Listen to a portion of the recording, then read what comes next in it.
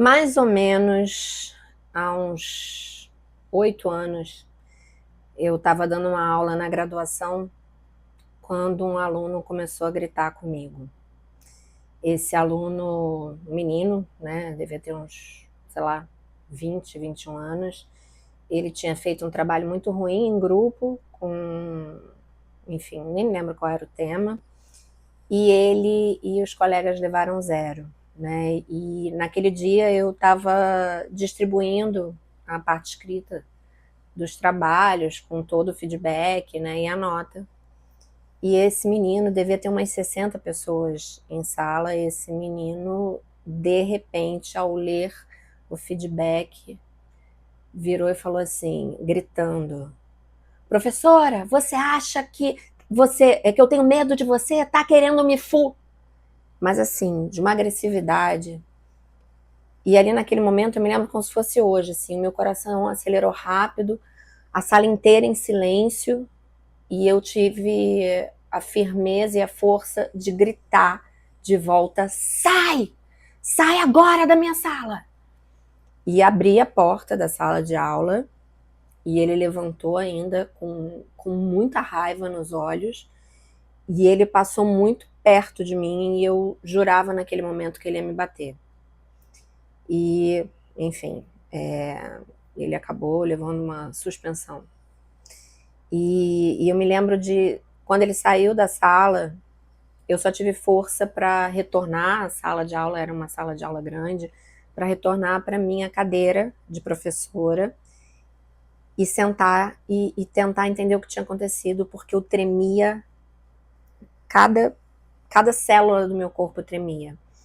E eu me lembro de ter ido contar para o então coordenador do curso o que tinha acontecido, me segurando para não chorar.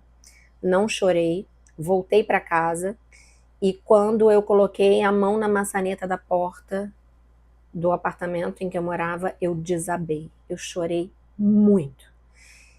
E hoje eu vejo que naquele momento eu entendi a minha condição feminina, porque eu tenho certeza que se fosse um professor homem, esse menino não teria feito nem 1/5 do que ele fez comigo. Até então, naquele momento, né, eu sempre escutava: as mulheres sofrem preconceito, as mulheres enfim, são vítimas de todo tipo de agressão, mas isso de alguma forma não entrava muito na minha cabeça. Eu não tinha muita certeza, né, disso na prática, e naquele dia essa história ficou muito marcada para mim. Naquele momento eu fiquei me questionando se eu tinha feito uma boa escolha em virar professora, né? Eu devia estar aí uns 3 ou 4 anos como professora full time, digamos assim. E eu depois percebi que aquele episódio não poderia ser determinante de uma carreira que eu tinha escolhido abraçar aos 35 anos de idade. E eu estou olhando aqui para o lado porque eu escrevi aqui alguns pontos, né? Aquilo me fez muito pensar e tem a ver com o meu ser e estar no mundo. E eu gosto sempre de passar isso para frente. Naquela época, eu tinha poucos anos como professora. Obviamente eu tinha inseguranças, não estou dizendo que eu resolvi todas, claro que não, mas eu era muito insegura porque eu estava começando uma carreira nova, e eu de alguma forma tinha aprendido a colocar a minha marca no mundo de uma maneira muito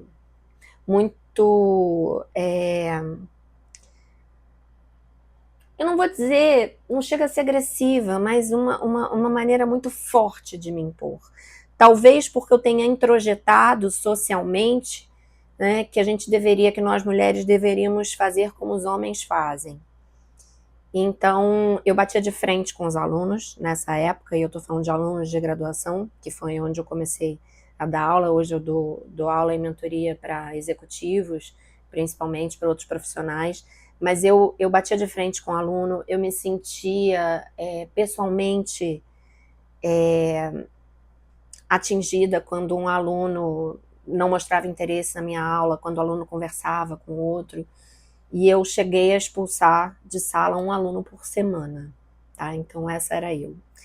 Só que eu fui vendo que eu não ganhava nada com isso, que a minha força não estava no grito, estava em um outro lugar que eu queria descobrir.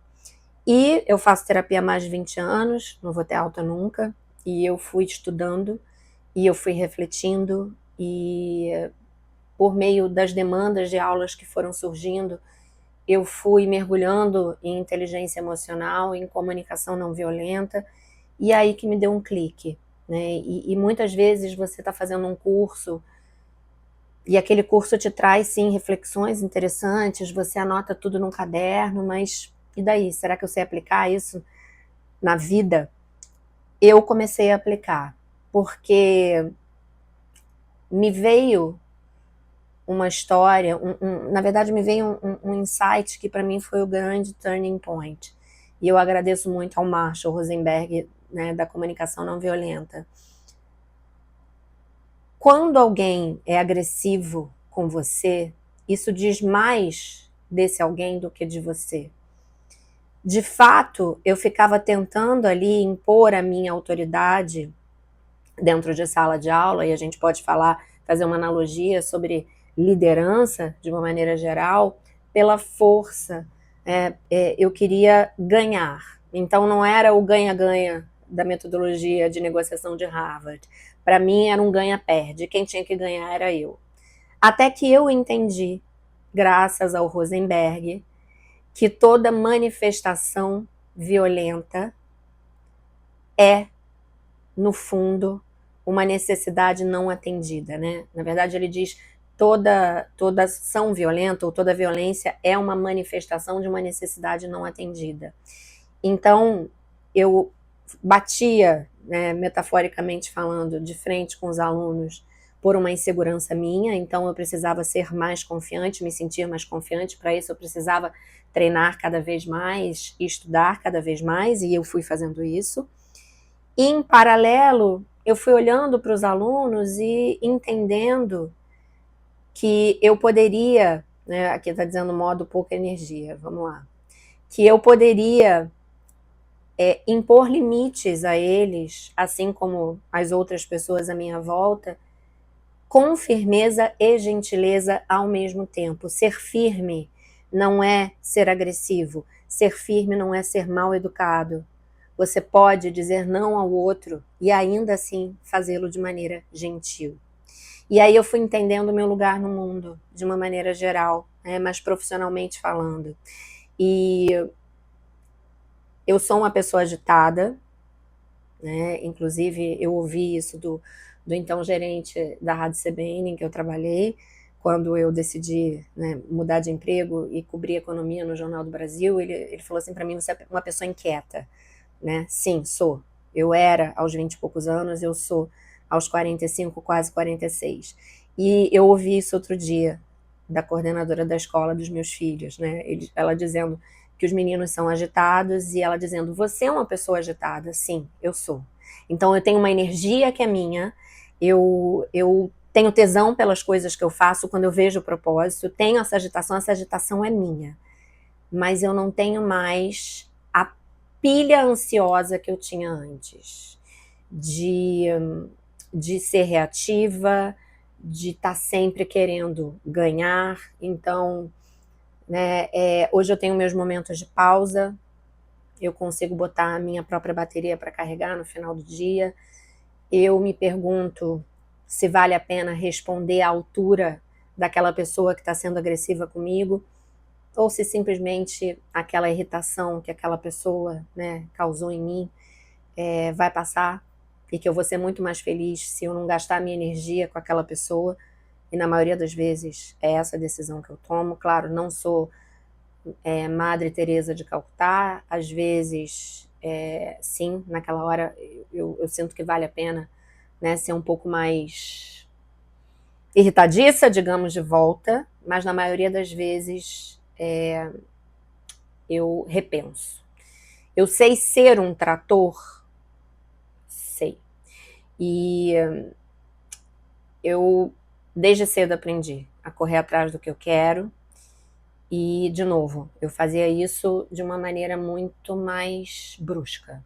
sigo pisando muito forte, eu não sei flanar, eu não sou uma mulher delicada, eu não sei andar de salto alto, por onde eu piso forte, tanto é que eu fui escolher a dança flamenca como um dos meus amores que eu tive que interromper por conta dos gêmeos e um dia eu pretendo voltar. Mas o que eu quero dizer para vocês é que ser mulher nesse mundo é ser um polvo, muitas vezes, porque a gente tem muitas demandas, e eu também não entendia, né, por que falavam tanto de dupla jornada, de novo, né, quando eu comecei o vídeo. Eu não entendia qual era, né, que tipo de agressividade a mulher podia sofrer pela condição de ser mulher. Falei isso no início do vídeo, contei a minha história, e ao mesmo tempo eu não entendia essa tal da dupla jornada até ter a minha dupla. Então, nós mulheres, nós temos que equilibrar vários pratos, nós temos que muitas vezes mostrar que somos capazes e temos que mostrar isso com mais frequência do que os homens, né? Ainda é uma realidade. E talvez nós tenhamos aprendido que para sermos, de fato, excelentes profissionais, nós tenhamos que adotar determinadas posturas masculinas, consideradas masculinas.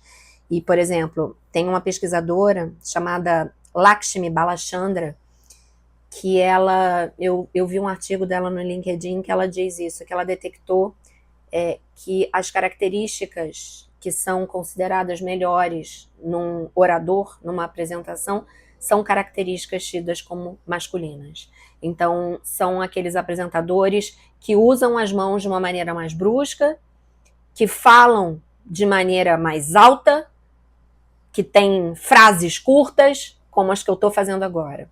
Eu, Jaqueline, tenho esse modus operandi. Não sei se eu herdei dessa cultura ou se isso é meu.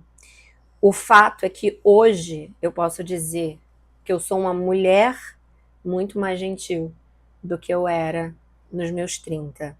Hoje eu consigo pensar mais, raciocinar mais e descolar essa relação de estímulo e resposta que a gente está programado para ter, né? Por exemplo, diante de uma pessoa agressiva. Então, a pessoa grita com você, você grita de volta porque afinal você vai ganhar. Eu já tenho um outro mecanismo que, como eu disse, fui adquirindo com a terapia e fui adquirindo com o estudo. E o que eu quero, qual é o ponto que eu quero chegar?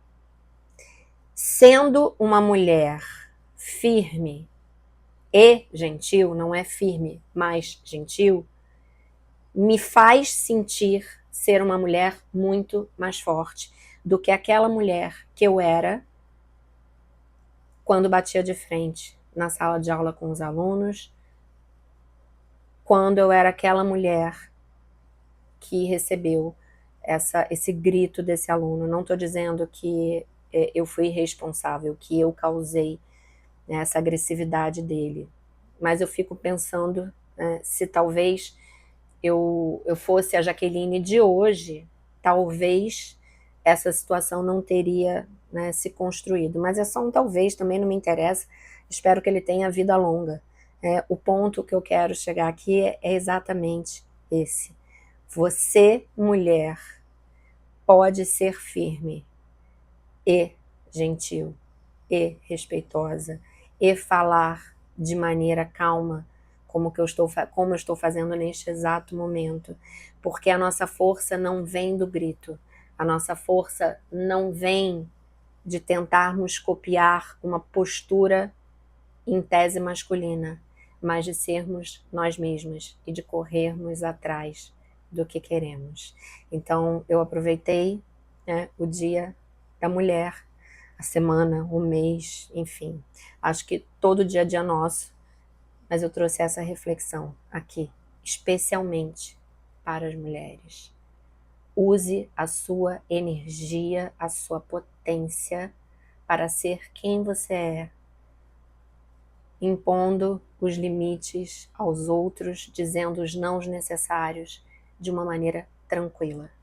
Gaste a sua energia com aquilo que deve ser gastado, com aquilo que vale a pena.